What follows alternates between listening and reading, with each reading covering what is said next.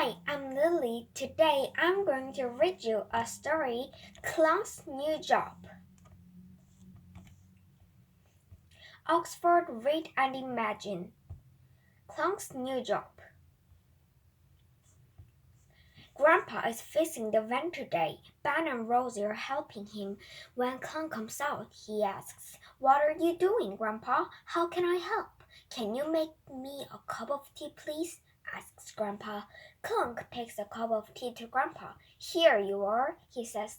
But Clunk drops the cup and the tea goes into the engine. Lots of smoke comes from the van.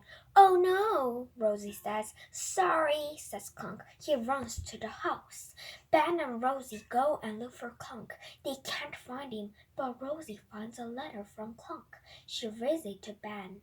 "Grandpa doesn't want my help, but I want to work. I want to get a job in town." "Let's tell Grandpa," says Ben. In town, Clunk thinks, "What job can I do? Do I want to work in an office? Or maybe in a store?" Then he sees a sign in a restaurant window. "Job, we want a chef.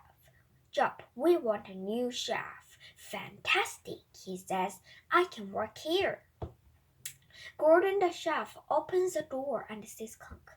"Who are you?" Gordon asks. "I'm Clunk," says the robot. "I want to work here, please." Gordon isn't sure, but his restaurant is very busy today.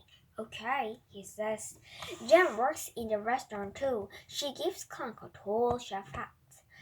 "Thank you," says Clunk. "Clunk, cook this chicken, please," says Gordon. "Fast." "That's easy," says Clunk. "I can cook it very fast." But soon there's lots of smoke. "Oh dear," says Jen. "We don't want the firefighters come to here." When he sees the chicken, Gordon is angry. "You can't work here. Go!" But Jen says, "Wait, maybe he can be a waiter." "Fantastic," Clunk says. "But what's a waiter?"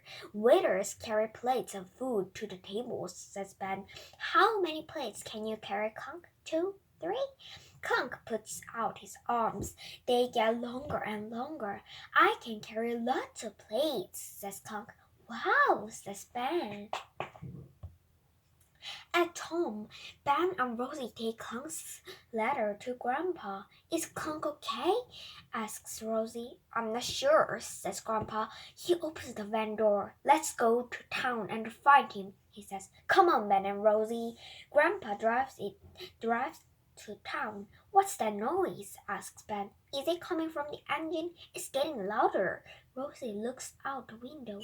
"The wheels aren't on the street," she says. "We're flying." "Oh dear," says Grandpa. "We don't want to do that."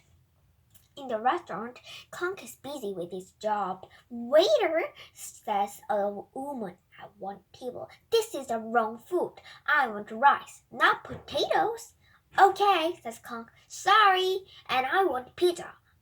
And I want fish, not pizza," says a man next to the window. Clunk doesn't move. "Go to the kitchen and get my fish now," says the man. "Be quiet, please," says Clunk. "Eat your pizza. It's nice."